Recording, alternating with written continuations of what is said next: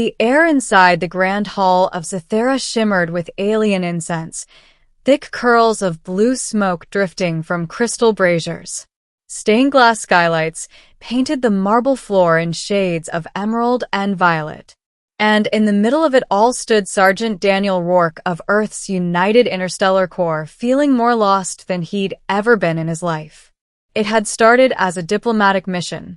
"Observe the coronation," the brass had said. "Show goodwill to the Xytherra Empire.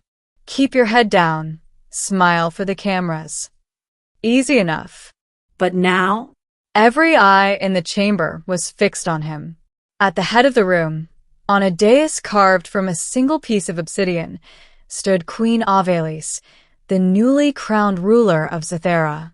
She was tall, regal, and utterly otherworldly. Her silvery skin caught the light like polished moonstone, her black hair falling in waves threaded with streaks of starlight. Even standing still, she radiated a presence that made Daniel feel like a cadet again. Beside her, a robed official in shimmering gold turned to the crowd and announced something in the Xytherran tongue. The audience erupted in cheers. Daniel smiled politely, clapping along, until the robed official gestured for him to step forward. "What?"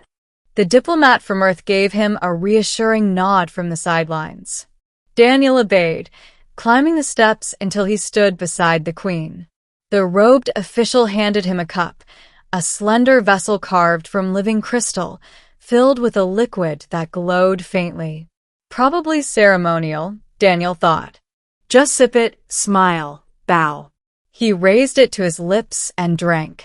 The taste was strange, like honey, citrus, and lightning. The crowd roared again. The queen raised her own cup, drank deeply, and then placed her hand on his chest. The robed official spoke again, this time in heavily accented Standard Galactic. "By the sacred bond of the moonflower nectar, you are joined. The queen and her chosen consort. Life to the royal pair." Daniel froze. Consort. The diplomat winced. Sergeant, I think you just got married. Day 1 of marriage. After the ceremony, Daniel was whisked away to a palace wing he hadn't seen before. The queen herself walked beside him, moving with the calm dignity of someone entirely in control. When they reached a private chamber, she finally spoke to him in perfect English. "You're brave, human. Few outsiders would accept the honor of bonding before the eyes of the court." "Honor? Your Majesty, with all due respect, I didn't know I was bonding. I thought it was the toast." Her smile was faint, but not unkind. In Xytherran law, sharing moonflower nectar at the coronation is a binding oath. "You are now my life mate, my equal in the eyes of the throne." Daniel stared at her. "Equal? I'm a sergeant. I'm not even in command of my own squad half the time." Her gaze softened, and for a moment, she looked almost human. Titles matter less than intent. The nectar reveals truth. It would not have chosen you if your heart were unworthy. He sat heavily on a seat carved from translucent stone. "I need to talk to my commanding officer." "You may. But understand, human, if you renounce this bond publicly, it will be seen as a deep insult to Xytherra. It could start a war." Daniel groaned. "So, I'm married to an alien queen to prevent an interstellar conflict." "Great." "Just great. Adjusting to royal life." Over the next week, Daniel learned more about Xytherran court life than he'd ever wanted to know. Breakfasts were 6-course affairs, often featuring dishes that tried to crawl off the plate. There were formal audiences where nobles draped in luminescent fabrics debated policy in musical voices, and Daniel sat beside Avelis, trying to look wise. He was assigned a wardrobe of ceremonial armor, not heavy like his military gear, but designed to gleam under the throne room lights. The palace staff insisted on addressing him as Consort Rourke, which made him cringe every time.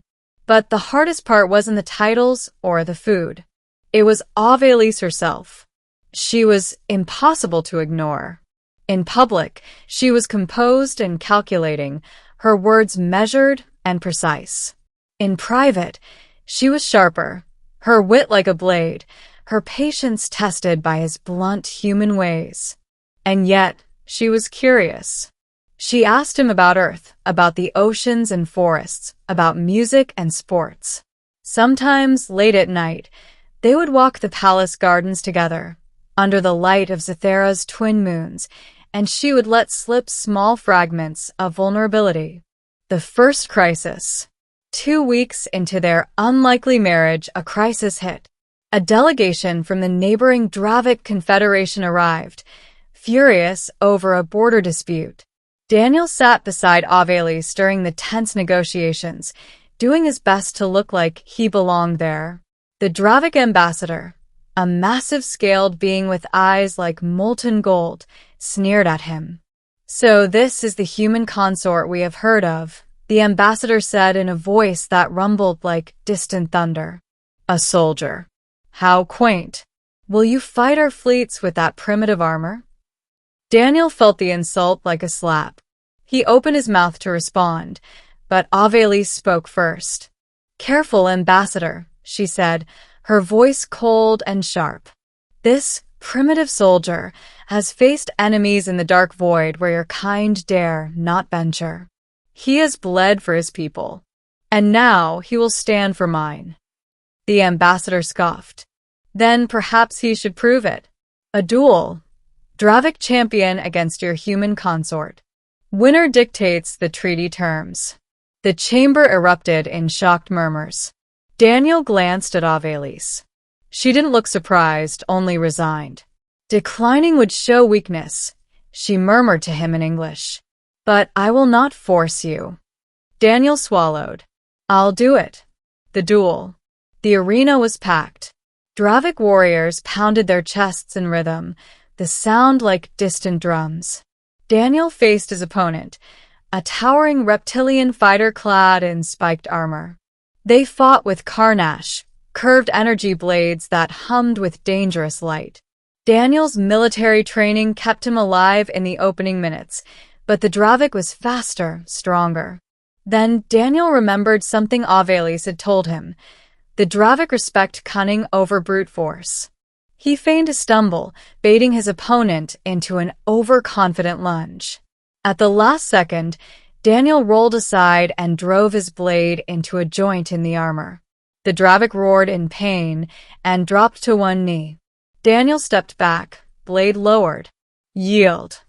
The Dravic warrior hesitated, then struck his chest in salute. "Yield." The crowd exploded in cheers. Aftermath. That night, back in their private chambers, Avelis poured them both cups of something warm and fragrant. "You have earned more than their respect," she said softly. "You have shown Xytherra that you are more than an accident of ceremony." Daniel chuckled. "Still an accident, though." Her smile was faint, but her eyes held something warmer than amusement. Perhaps. Or perhaps the nectar knew what it was doing. He raised his cup. "To accidental marriages that don't start wars." She touched her cup to his. "And to humans who surprise queens."